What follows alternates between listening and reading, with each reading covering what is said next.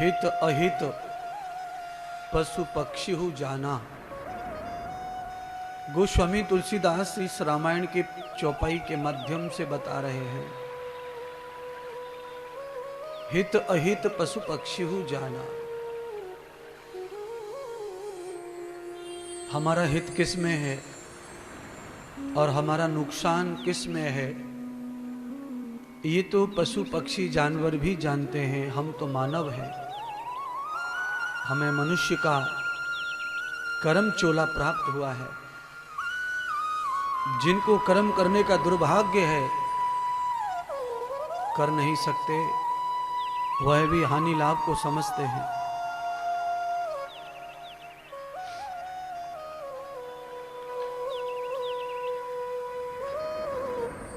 दो प्रकार के कुत्ते होते हैं। एक वो कुत्ता होता है जो पालतू होता है, और एक वो कुत्ता है जो फालतू होता है। पालतू कुत्ता कभी भी भागता नहीं है, डरता नहीं है। जिनका भी वो होता है उनके साथ घुला मिला रहता है।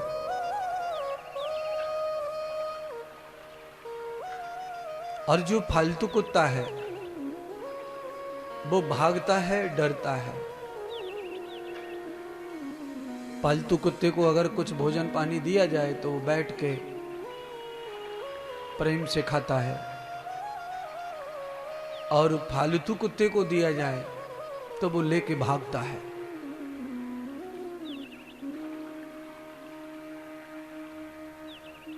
क्यों?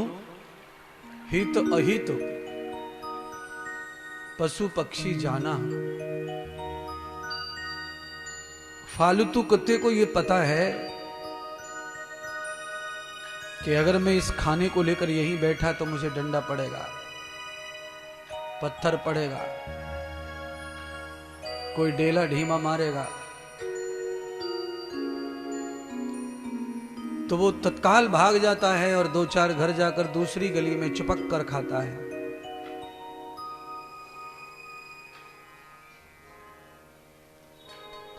पालतू कुत्ता बैठ करके खाता है, उसे इशारा करो तो दोनों पैर पर खड़े होकर दोनों पैर आगे के जोड़कर हाथ नमस्कार भी कर लेता है, और अपनी पूंछ को हिला करके अभिवादन भी कर लेता है।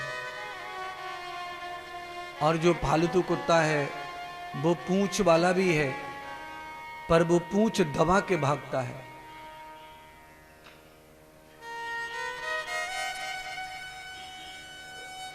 क्योंकि उसे ये पता था कि मेरा अहित होगा, मैं पालतू नहीं हूं, इसीलिए मुझे ये अनुराग, ये प्यार, ये मोहब्बत नहीं मिलेगी।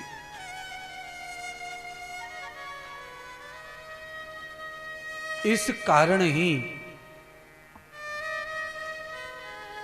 पालतू और फालतू की जो व्यवस्था मैंने समझाई है, ये व्यवस्था क्या है?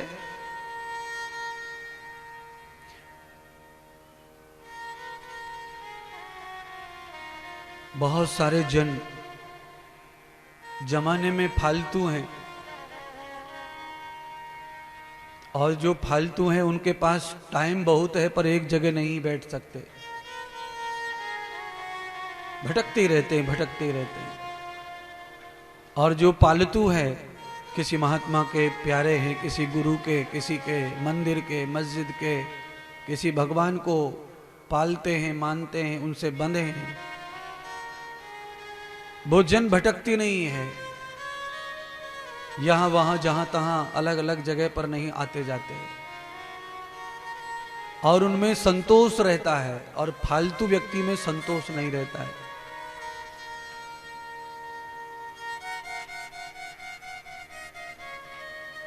चींटी, मूंगी, कीड़े पतंग ये आग में नहीं जाते, पानी में नहीं जाते। चींटी पानी में नहीं जाती है। पानी की लकीर खींच दो घर में, धार बांध दो, चींटी नहीं आएंगी। फिर पानी से चींटी को मौत होती है, उसके पैर और पंख जो भी होते हैं वो चिपक जाते हैं और मर जाती है, इसलिए वो पानी में नहीं जाती, अग्नि में नहीं जाती। क्यों? मृत्यु का ज्ञान प्रत्येक जीव को है सृष्टि पर।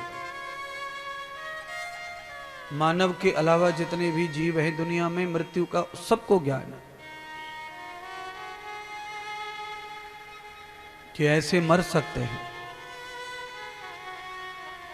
और भोजन का सबको ज्ञान है।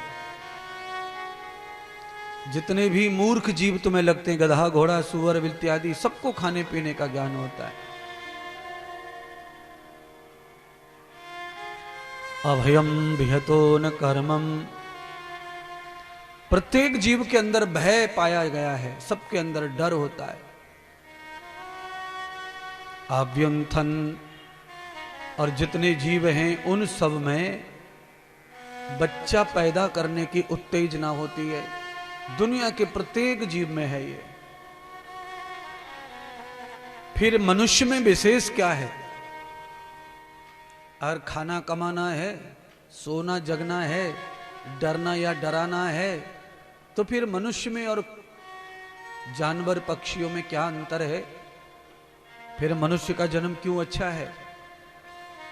ये मनुष्य का जन्म इसीलिए अच्छा है कि स्वाभाविक ज्ञान जो है वो 84 सभी जीवों में है। 84 लाख योनियों में जितने जीव हैं सब में वो ज्ञान है। स्वाभाविक खाने पीने का, सोने जगने का, डरने डराने का, अपने वंश वृद्धि करने का। पर ये जो स्वाभाविक ज्ञान है इससे कभी उत्थान नहीं होता है, इससे कल्याण नहीं है। ये ज्ञान जो है ये पतन के मार्ग पर ही ले जाता है। आप खाली कमाने कमाने में रुचि रखो, पतन हो जाएगा, या आप खर्चने में ही रुचि रखो, पतन हो जाएगा। आप संतान के बारे में चिंतन करते रहो, तुम्हारा पतन हो जाएगा।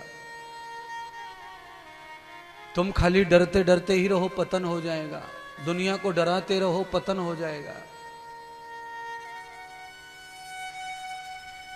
तो ये रुकेगा कैसे पतन? तो पतन रुकने का एक मार्ग भगवान ने बताया है, और वो है कर्म योनि का मर्यादा पालन करना, कर्म योनि की शिक्षा, कर्म योनि की व्यवस्था का पालन करना। तो हम कर्म योनि में आए हैं, हम सभी मनुष्य, हमारे हाथ है, बाकी किसी के हाथ नहीं है। और जिसके हाथ हैं कर्म उसी के हाथ में है। जिसके पैर हैं 4, 6, 10, 20, 50, 100, उसके हाथ में कर्म नहीं है। और 100 पैर होके भी उसका उद्धार नहीं है, उसका पतन ही होगा, और वो सृष्टि में खाते पीते मर जाएगा।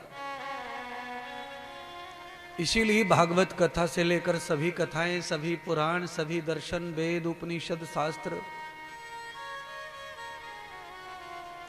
ये सारी विचारधारा जितनी भी है ये मनुष्य के लिए है।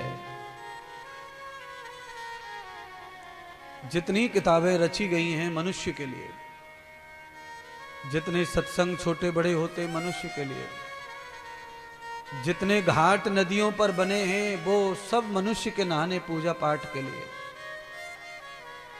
जितने तीर्थ हैं सब मनुष्य के लिए, जितने दुनिया में स्कूल है, ट्रेनिंग सेंटर हैं, वो सब मनुष्य के लिए। उसके बाद भी मनुष्य जो है मूर्ख का मूर्ख ही है।